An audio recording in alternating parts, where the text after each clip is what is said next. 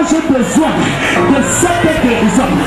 Papa, j'ai besoin de cette délivrance. Quel est ce démon?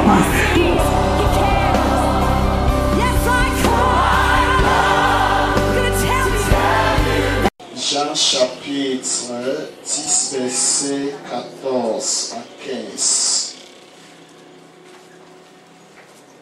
Et nous allons encore prendre le verset 26. 1, 2, 3, Jean 10, 14 à 15. 1, 2, 3. Je suis le bon berger. Je connais mes brebis et elles me connaissent. Comme le Père me connaît et comme je connais le Père. Et je donne ma vie pour mes brebis. Verset 26. Mais vous ne croyez pas parce que vous n'êtes pas de mes brebis. Mes brebis entendent ma voix. Je les connais et elles me suivent. Je leur donne la vie éternelle et elles ne périront jamais. Et personne ne les ravira de ma main. Mon Père qui me les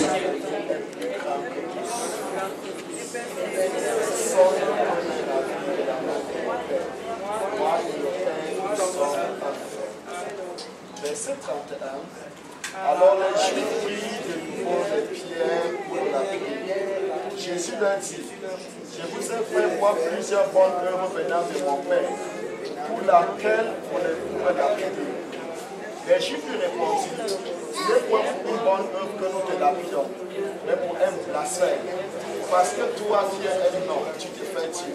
Jésus leur répondit, n'est-il pas écrit dans votre loi, j'ai dit vous êtes des dieux.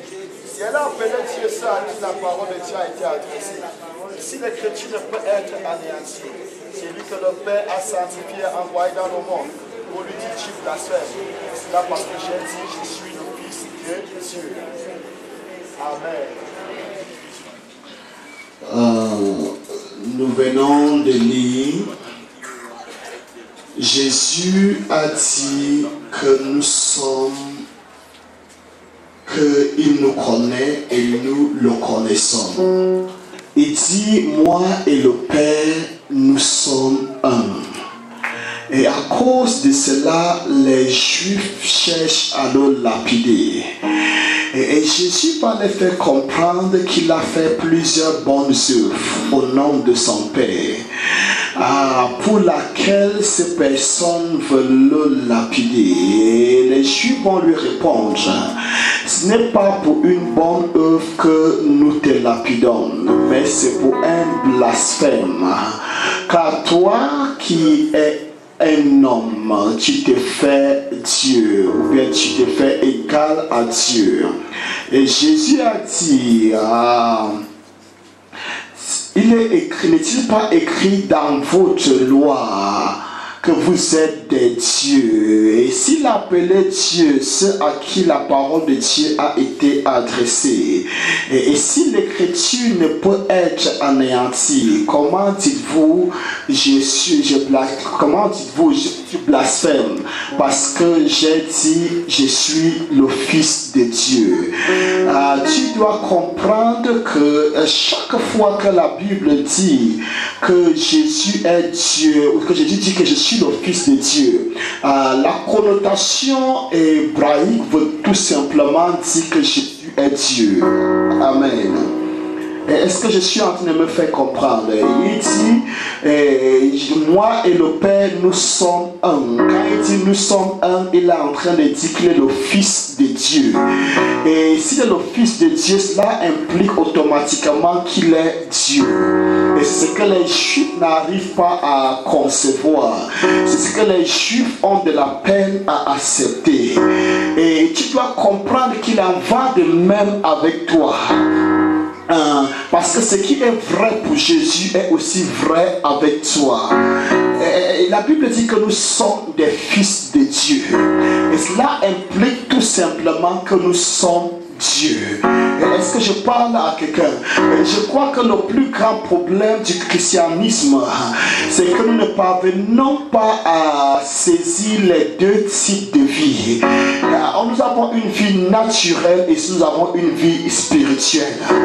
Jésus a fait comprendre à Nicodème l'autre jour qu'à moins qu'un homme ne naisse d'en haut, il ne peut voir le royaume de Dieu. Il ne peut pas entrer dans la présence de Dieu. Il ne peut pas entrer dans le ciel. Il ne peut pas entrer dans le royaume de Dieu à moins que tu ne naisses d'en haut. En d'autres mots, il y a une naissance naturelle ou bien il y a une naissance terrestre et il y a une naissance spirituelle. Il y a une naissance qui est la naissance qui vient de Dieu. Et il est important que nous puissions saisir la différence entre les deux.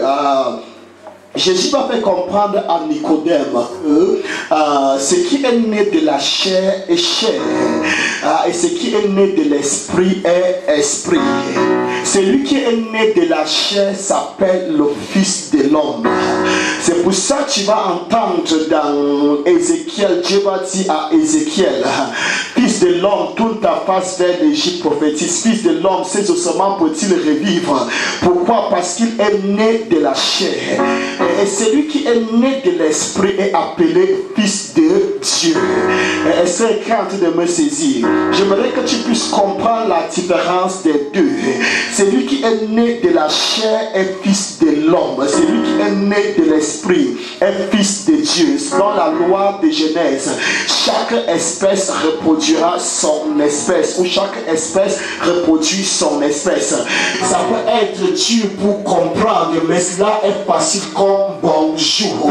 De la même manière que tu es né d'un père, tu as été engendré par un père terrestre. Et tu es terrestre.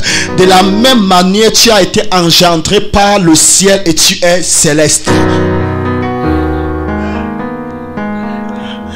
Si nous nous attardons uniquement à notre vie naturelle, et surtout pour ceux-là qui sont enfants de Dieu, nous allons rapidement faire fausse route et nous allons nous retrouver dans un cercle vicieux.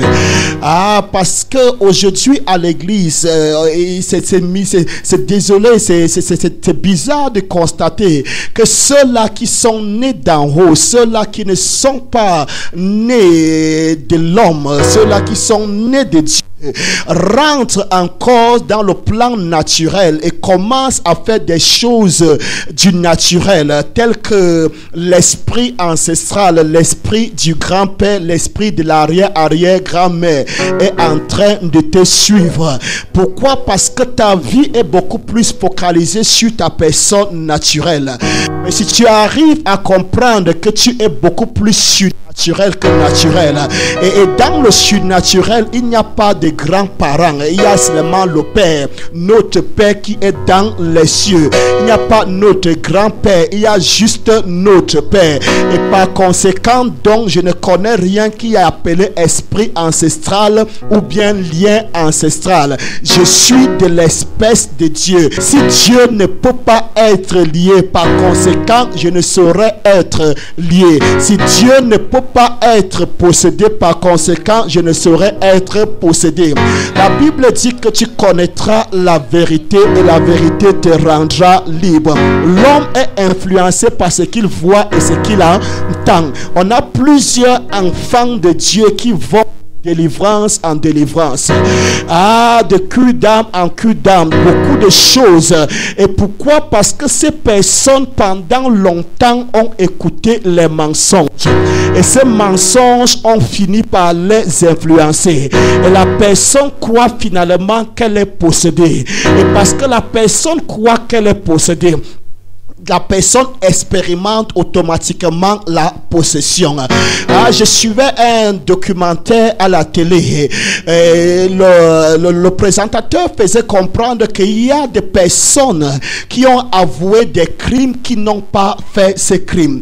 Et la raison, c'était que parce qu'on avait tellement influencé ces personnes en les faisant comprendre que ces personnes ont commis commis le crime.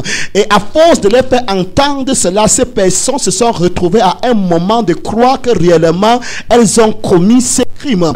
Plus tard, on a fait des enquêtes et on a retrouvé le vrai coupable. Et ces personnes ont été innocentées, bien qu'elles ont eu à accepter le crime.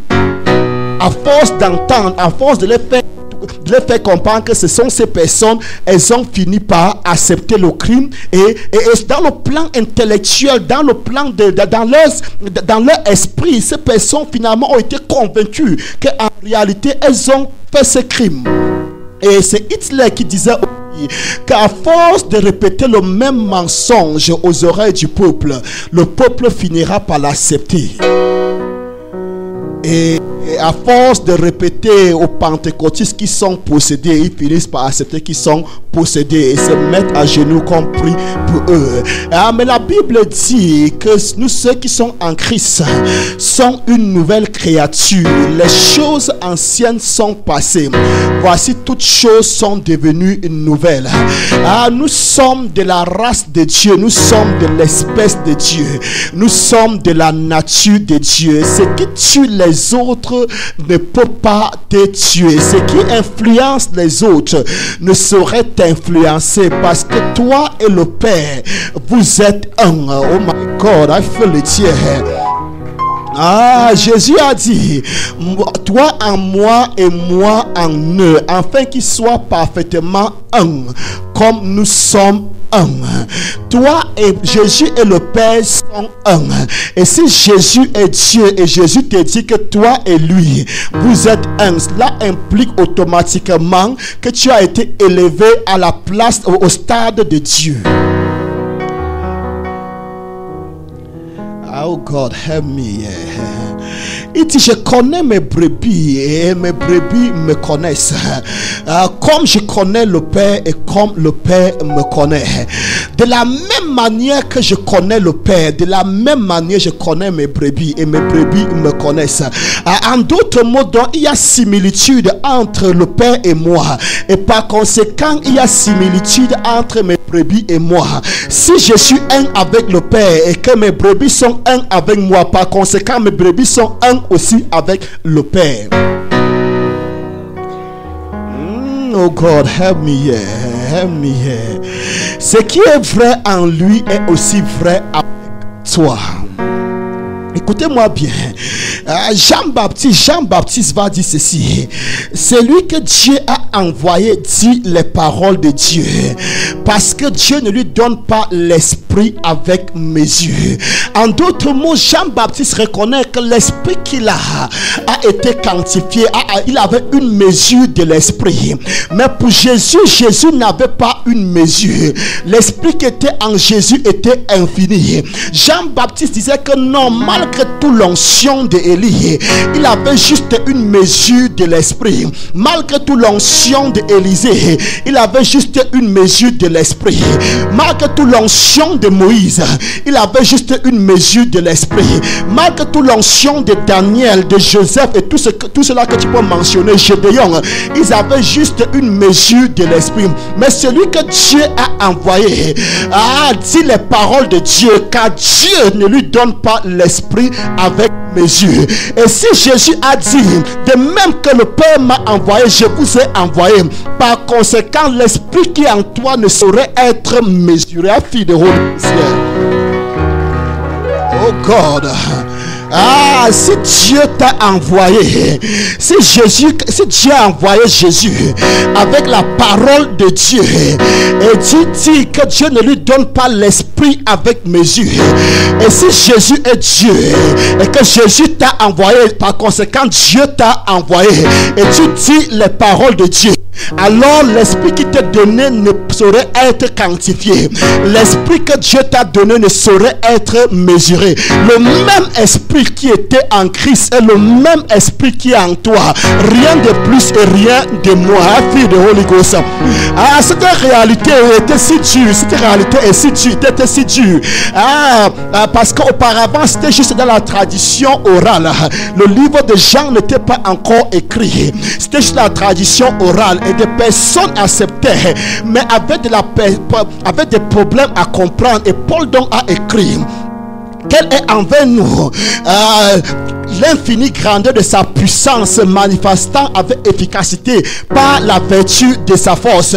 Éphésiens chapitre 1, c'est Paul qui le dit, qui dit: je ne cesse de rendre grâce pour vous, faisant mention de vous dans mes prières, afin que le Père, le Dieu de Jésus-Christ, le Père de gloire, vous accorde un esprit de sagesse et de révélation dans sa connaissance, et qu'il illumine les yeux de votre cœur, pour que vous sachiez quelle est l'espérance qui s'attache à son appel, et quelle est la richesse de la gloire de son héritage qu'il réserve aux saints, et quelle est envers nous l'infinie grandeur de sa puissance, se manifestant avec efficacité par la vertu de sa force. La puissance infinie de Dieu est à l'intérieur de toi. Par conséquent, l'esprit qui est en toi ne saurait être mesuré. Le même esprit qui était en Christ, la même onction, Dieu dit, l'infinie grandeur de sa puissance est à l'intérieur de toi. C'est pourquoi dans Éphésiens chapitre 3, il dit: or, à celui qui peut faire, par la puissance qui agit au-dedans de nous, infiniment au-delà de ce que nous demandons ou nous pensons. Donc, la chose là est à l'intérieur de toi. Cette chose qui était en Christ est à l'intérieur de toi.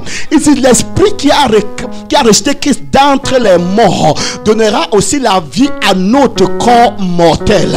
Oh my God, mon point ce matin, c'est amené à comprendre que tu es de l'espèce de Dieu, tu es de la nature de Dieu. La même substance qui fait de Dieu ce que Dieu est, et la même substance qui est en toi et fait de toi ce que tu es en Dieu.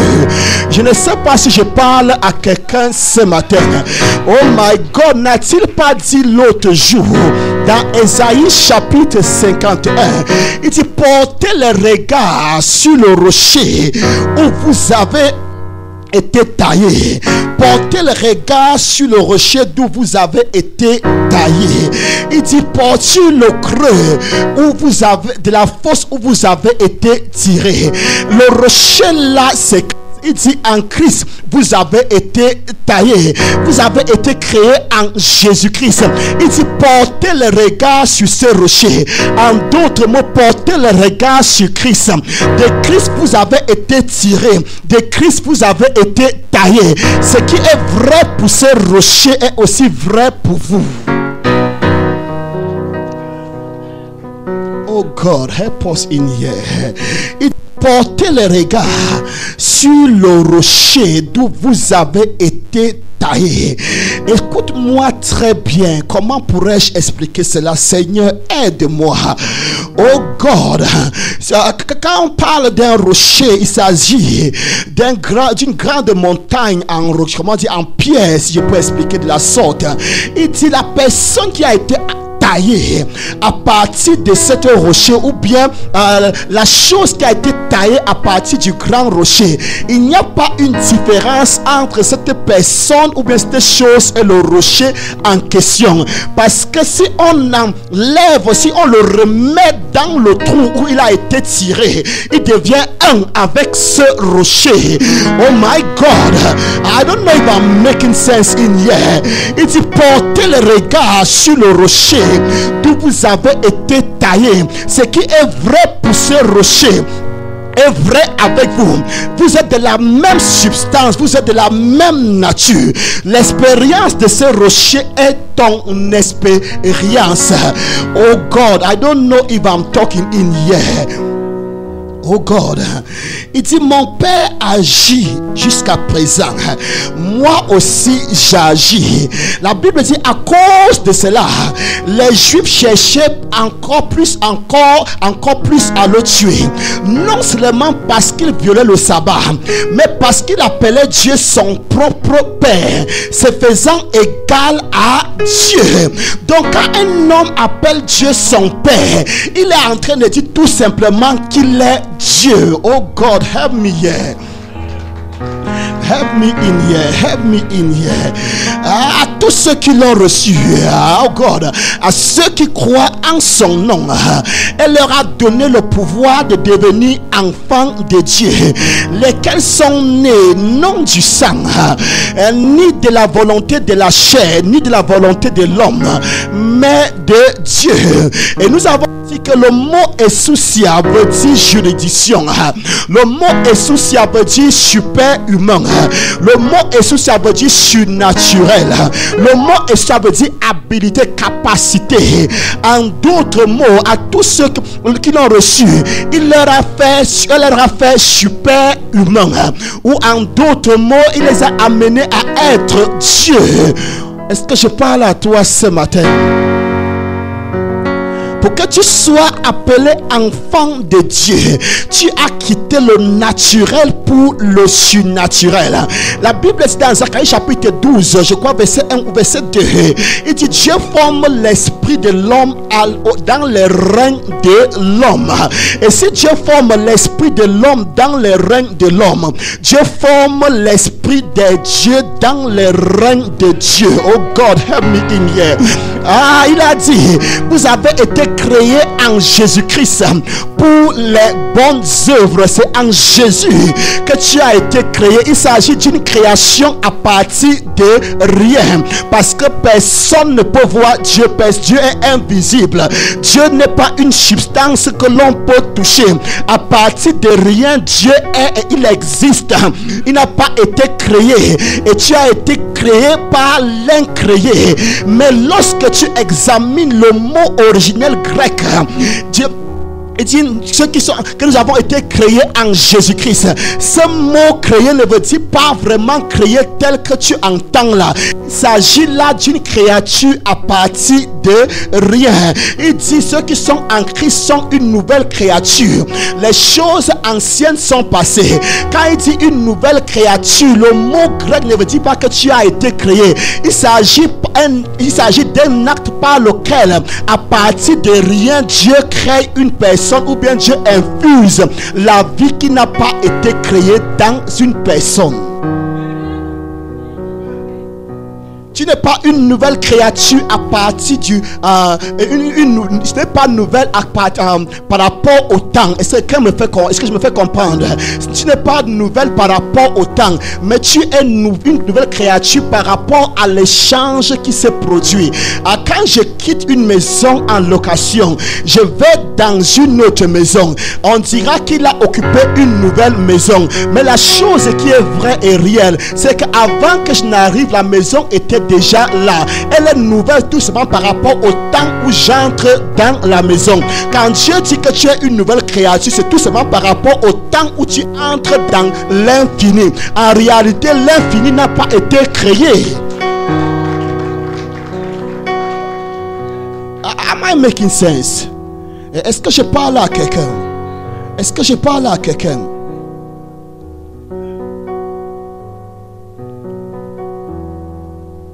Moi et mon Père, nous sommes un. Et quand il a déclaré cette parole, les Juifs cherchaient encore les moyens pour le lapider. Il a dit, j'ai fait plusieurs bonnes œuvres au milieu de vous au nom de mon Père. Pour laquelle voulez-vous me lapider? Et les Juifs lui répondirent, ce n'est pas pour une bonne œuvre que nous voulons te lapider, mais pour un blasphème, car toi qui es un homme, tu te fais Dieu. Et pourquoi est-ce que ces personnes pensent qu'il se fait Dieu? Je dis parce qu'il a dit qu'il est le Fils de Dieu. Quand tu es le Fils de Dieu, toi et le Père, vous êtes un. Il dit, portez le regard sur le rocher où vous avez été taillé. Si tu as été taillé de ce rocher, toi et ce rocher, vous êtes un.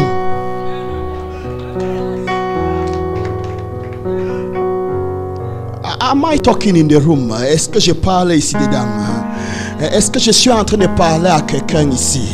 Est-ce que je suis en train de parler à quelqu'un ici? Écoute bien.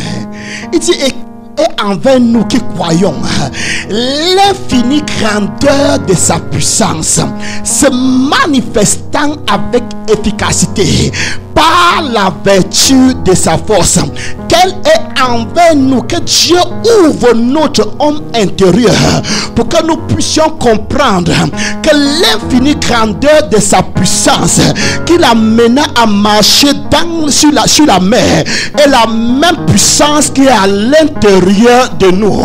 L'infinie grandeur de sa puissance qui fait sortir Lazare 4 jours dans la tombe est la même puissance qui est à l'intérieur de nous.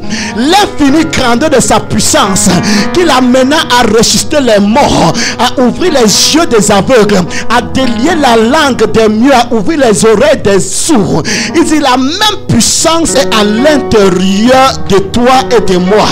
Il dit si tu as encore du doute, considère ces rochers, porte le regard sur ces rochers. Sur ces rochers tu as été tiré. Si le chiot se comporte comme la chienne, c'est parce qu'il vient de la chienne. Alors tu dois te comporter comme moi, car tu viens de moi. I feel like I'm talking in here. Il dit portez le regard sur le rocher d'où vous avez été taillé, sur le creux de la fosse où vous avez été tiré. Si tu ne crois pas encore, regarde, il y a du vide et c'est toi qui es sorti là-bas. Regarde, tu peux encore entrer là-bas. Toi et ce rocher, vous êtes un. Ah, ce qui est vrai pour ce rocher, oh my God, est vrai avec toi. S'il n'a pas été malade, alors tu n'as pas de raison d'être malade. S'il n'a pas connu l'échec, tu n'as pas de raison à connaître l'échec. Il dit porte le regard sur lui. Regarde ce qu'il a fait. Regarde comment il a marché. Marche comme lui. Ce qui est vrai en lui est aussi vrai en toi. Quel est envers nous qui croyons God? L'infinie grandeur de sa puissance se manifestant avec efficacité par la vertu de sa force. Oh, il y avait une puissance infinie se manifestant à l'intérieur de lui. Il dit, je vous dis ces choses, mais vous ne comprenez pas. Maintenant, je ne cesse de prier pour vous, afin que Dieu ouvre les yeux de votre cœur, afin que Dieu fasse briller la lumière dans votre cœur, afin que vous puissiez comprendre ce dont je suis en train de vous dire jour et nuit. La même puissance, la même onction, rien de plus, rien de moins, est à l'intérieur de vous, parce que vous n'êtes pas comme vos pères de l'Ancien Testament. Je venais et ils accomplissaient une œuvre et je repartais. Mais pour ce qui vous concerne, je ne vous donne pas l'esprit avec mesure, parce que vous êtes un avec moi.